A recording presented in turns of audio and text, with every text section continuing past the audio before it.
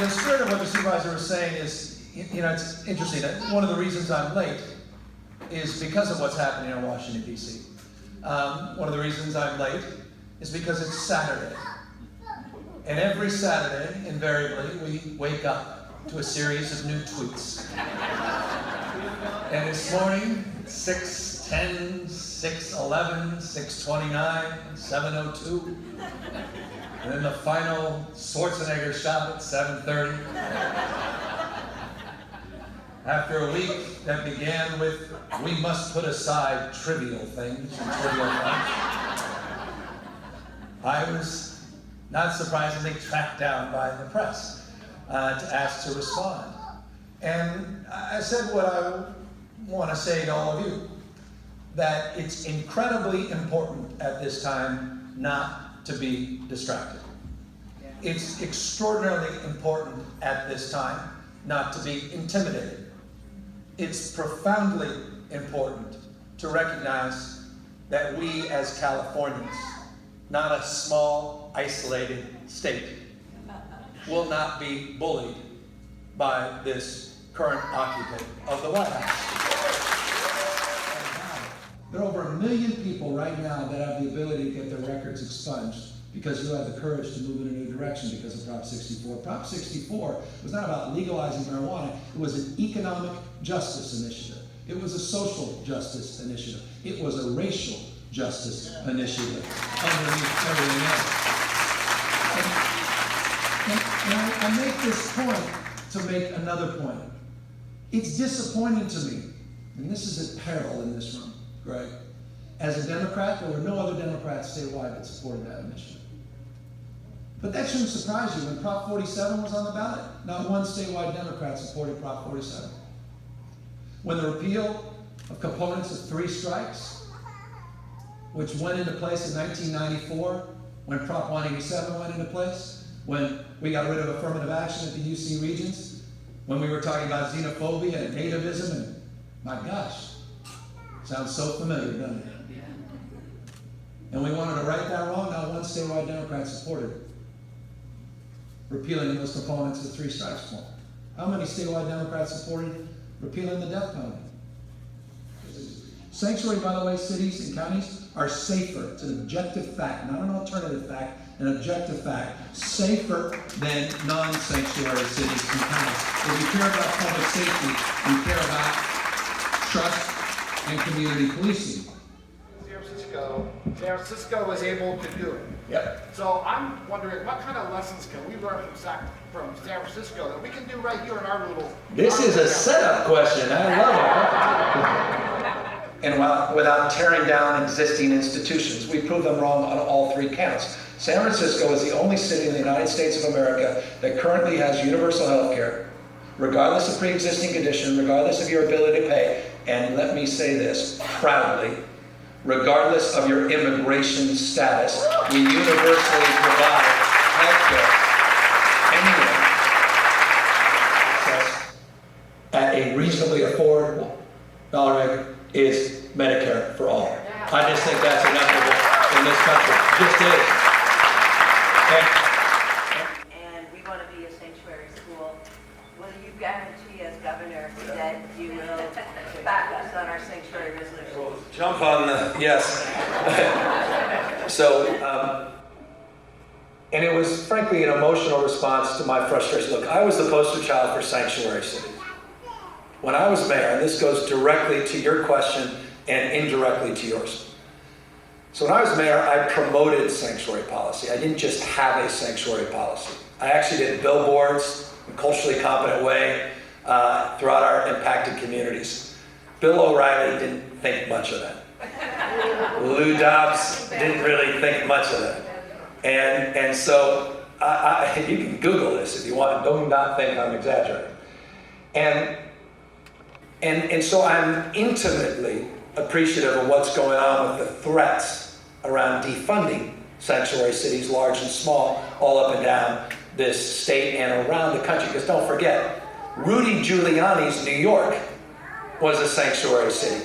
The bigger opportunity, I think, is the potential for industrial hemp supply chain manufacturing and distribution, because we have thousands of acres of land that we can cultivate. And also, we're centrally located in the state next to 2 highways. So I just wanted to ask you what kind of work you will do as governor to work with the federal government to enable San Benito County to be the leader. Yeah, there'll be a big article in the LA Times tomorrow about specific strategies that I believe we need to engage in to address it. So Jeff Sessions has a strong opinion about California. Okay, sorry to be the master of the obvious. Yeah, tell me something we don't know. But they've been talking out of both sides of their mouth about what they're going to do as it relates to not just recreational marijuana, which is legal now in 8 states, but medical marijuana, which is legal now in 28 states. There's profound opportunities there to do some things that California can truly take advantage of from an economic perspective and truly become sort of an iconic manufacturing hub for hemp. And I also say that for folks that are advocates for legalization, the same thing to all of us. You know, I don't want my kids using or abusing cannabis. It's dangerous for kids, just a fact. That's not an objective, misleading fact, it's an objective, truthful fact. At the same time, drug dealers don't card it. I've never heard of a drug dealer say, son, can I see your ID? And they don't care about what they're selling your kids. And they're on every street corner. I want to get them off the street corners.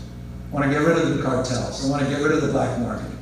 But I also want to, and it's a way to also answer your question, give you, the community, power to decide your fate in this county. You may have very different opinions than folks like me in Sacramento. Protect us in California from the sociopath. Her words, not mine, and was a member of the press. I just used malignant narcissist. Yeah, sorry. That's not fair either. Adjectives. Turn those cameras on. So the second part of my comment is I was actually disappointed that you got back on the train to nowhere, the high-speed rail. The more people find out about it, the more it costs. This 1964 technology that's not going to help us in commute. I mean, that's what our problem is down here. And I've been to 10 meetings for high-speed rail authority, and they lie. They're condescending. They never talk about budget. And I don't think that with our dams falling apart, our roads, and all the fighting that we're going to have to do. How many people are really opposed? And how many people I just don't really have a strong opinion and So it's kind of interesting, third. So just full disclosure, and boy, this deserves a substantive answer, and I know you're like, oh man, I got to get back to family barbecue. So I was the co-chair of the campaign, high-speed rail campaign. I supported a $9.95 billion bond. Quentin Kopp, someone you may have remembered, and whole idea was the northern terminus of the high-speed rail would come into the Grand Central Station on the West Coast, the Trans-Bay Terminal in San Francisco. The idea was a $33 billion project. A third of the money would come from you in a bond, a third of the money from the federal government, and a third of the money from the private sector. About 3 years go in, all of a sudden there's a lot of value engineering. 4 years go in, some more value engineering. 5 years later, there's an estimate that it's close to $100 billion. I'm like, wait a second, it was a $33 billion proposal. They marked that we only got $3.48 billion, $3.5 billion from the feds. That's a little shy of the 10 plus. We're certainly shy of the 30 plus we need if it indeed is 90 plus million. And there was no private sector money. So I started, and this is your point, questioning some of the assumptions. I said, hold on, I feel a sense of responsibility. I tried to sell this on you. And, it's frustrating. I go to Europe, you've been to Europe, some of you, and some of you have been in, particularly China. I used to go to, we had a sister city with Shanghai, and every time I went out, we were on their maglev from the airport. We were going to Shanghai or Beijing. I never had to take my shoes off. I'm like, man, so much better than Southwest, though I do like Southwest. And then the governor came in and he said, you know what, I'm going to take a look at this. And they need value engineer to begin. It no longer was 96 billion, it went down to 68 billion.